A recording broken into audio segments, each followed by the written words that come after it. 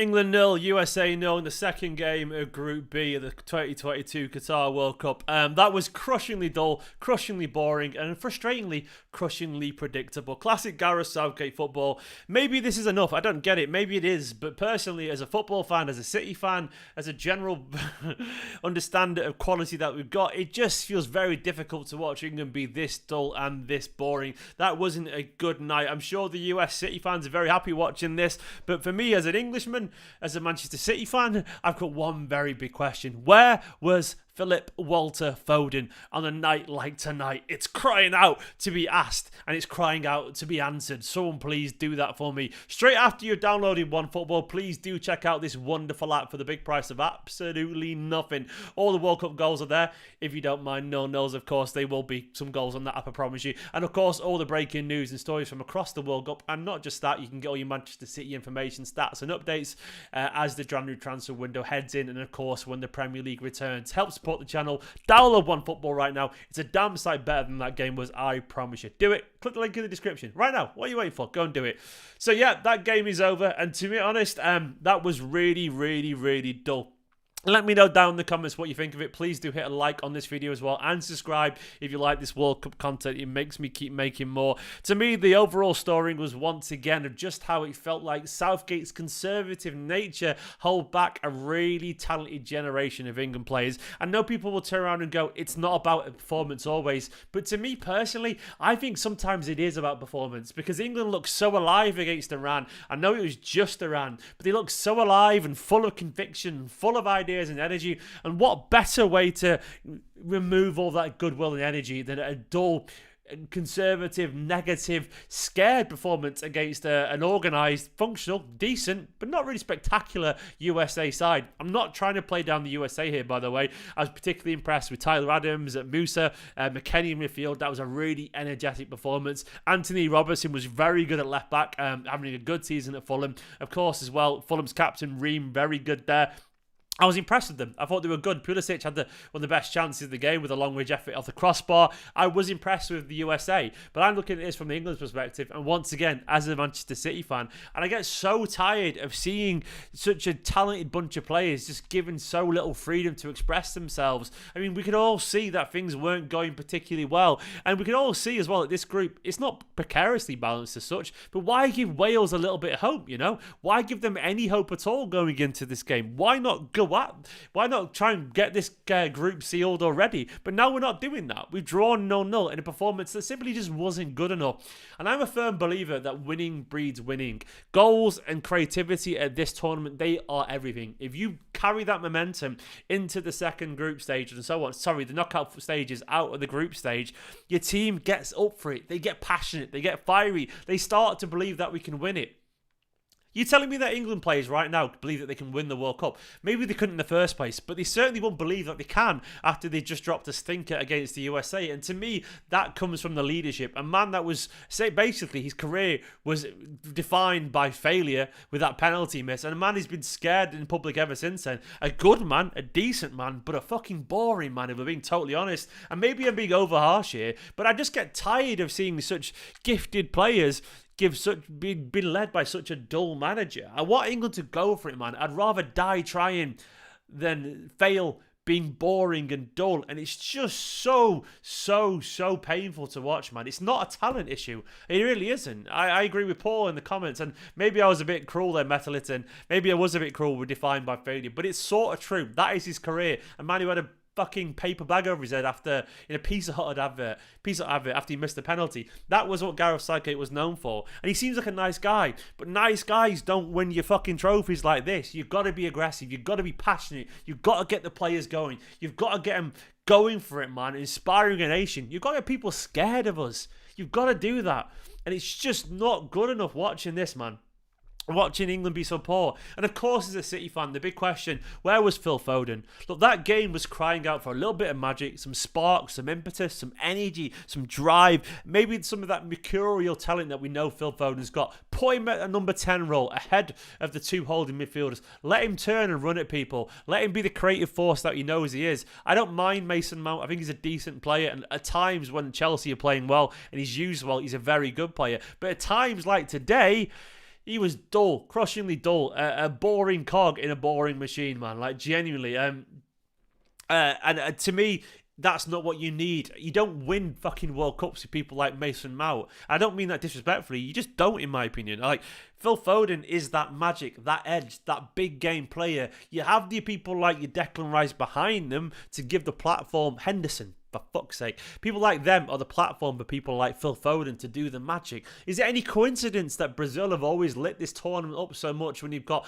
players who revel with a little bit of, flair and a little bit of like samba brilliance? Phil Foden, a guy who loves street football, who has a bit of magic in his boot, is basically told to sit on the bench, watch it, and do absolutely nothing. And it's just fucking drives me mad. It drives me mad because it's so boring. It's so conservative. It's scaredy cat football. It's pussy football, and it doesn't have to be that because it could be so much more.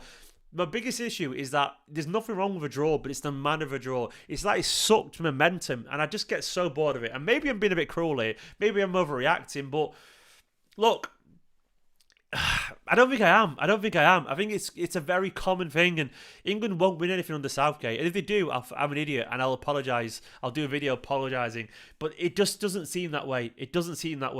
It's just about trying to not make mistakes, and people who play football not make mistakes are the kind of people you don't ever want to watch. You want brave people. And it was a comment as well from Southgate before this game where it was really it was a nothing comment, but it was an everything comment at the same time. Like Kane, there was questions about his fitness, and he said, are you going to play him? And he went, you'd have to be a brave person not to play Harry Kane. I.e., he's playing Harry Kane just because he's Harry Kane, and admitting at the same time that he's not a brave person. I know that's an unfair conclusion, but yeah, you're right. Brave people would not play fucking Harry Kane if he's not fit. They would play someone else fit and not just rely on a guy who's just there. Harry Kane shouldn't be playing if he's not fit. It's as simple as that, man. Play players who are fit. Give Rashford a game. He was great the other day. Callum Wilson when he came on, man.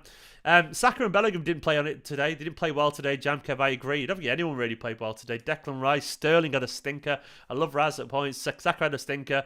Bellingham, Kane, Mount, absolutely ineffectual. So give the other guys a go, man. I mean, look at the bench. You got Rashford there. You've got fucking Calvin Phillips, Foden, Callum Wilson. Give them a go. Grealish. To me, I just find it frustrating that it can be so negative, so predictable, and so dull.